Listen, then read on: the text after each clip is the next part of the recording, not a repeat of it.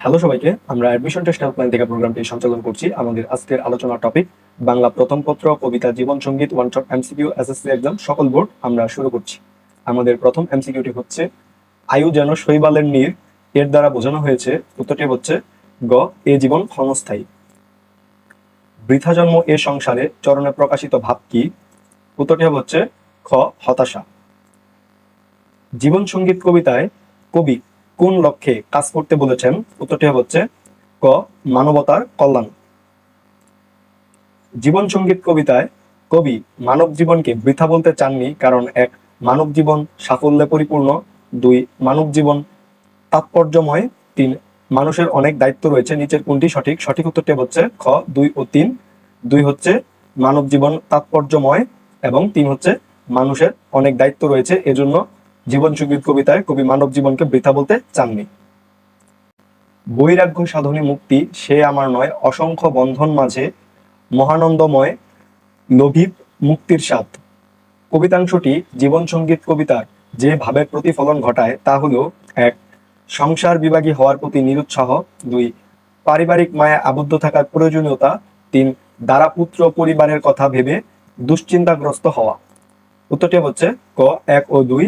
1 হচ্ছে সংসার বিভাগী হওয়ার প্রতি নিরুৎসাহ এবং 2 হচ্ছে পারিবারিক মায়ায় আবদ্ধ থাকার প্রয়োজনীয়তা। জীবন সঙ্গীত কবিতায় কবির মতে কোনটি দুঃখের ফাঁসি পড়ার শামিল? উত্তরটি হচ্ছে ক, সুখের আশা করা।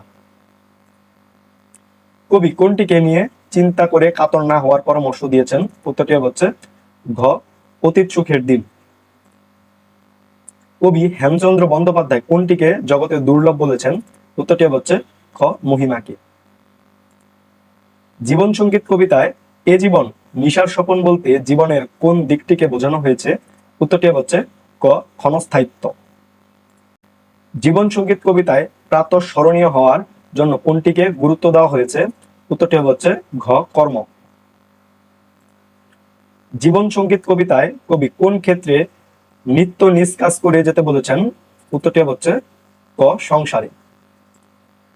জীবন সঙ্গীত কবিতায় পদাঙ্ক শব্দটির অর্থ কি? উত্তরটি হচ্ছে ঘ, কোনো মহৎ ব্যক্তির কৃতকর্ম। ধ্বজা অর্থ কি? উত্তরটি হচ্ছে গ, পতাকা। আকিঞ্চন শব্দের অর্থ কি? উত্তরটি হচ্ছে ঘ, চেষ্টা। সময় ও স্রোত কারোর জন্য অপেক্ষা করে না, তাই সময় থাকতেই আমাদেরকে জীবনের দায়িত্ব যথাযথভাবে পালন করতে হবে, অন্যথায় জীবনের দুঃখ আসার সম্ভাবনাই বেশি। অনুচ্ছেদের বক্তব্যের সাথে কোন কবিতার ভাবগত মিল পাওয়া যায়? উত্তরটি হচ্ছে গ, জীবন সঙ্গীত। হেমচন্দ্র বন্দ্যোপাধ্যায় আয়ুকে কোনটির সঙ্গে তুলনা করেছেন? উত্তরটি হচ্ছে গ, শৈবালের নীর। সংসারে সংসারী সাজো, করো নিত্য নিজ কাজ কেন? উত্তরটি হচ্ছে ঘ, জগতের উন্নতির জন্য। জীবাত্মা অনিত্য নয় বলতে কবি কি বুঝিয়েছেন? উত্তরটি হচ্ছে ক, আত্মার অবিনশ্বরতা। কবি সংসার সমরাঙ্গন বলতে কি বুঝিয়েছেন? উত্তরটি হচ্ছে খ, জীবন যুদ্ধকে। জীবন সঙ্গীত কবিতায় দুঃখের কারণ হিসেবে কোনটিকে বোঝানো হয়েছে? উত্তরটি হচ্ছে খ, সুখের আশা করাকে।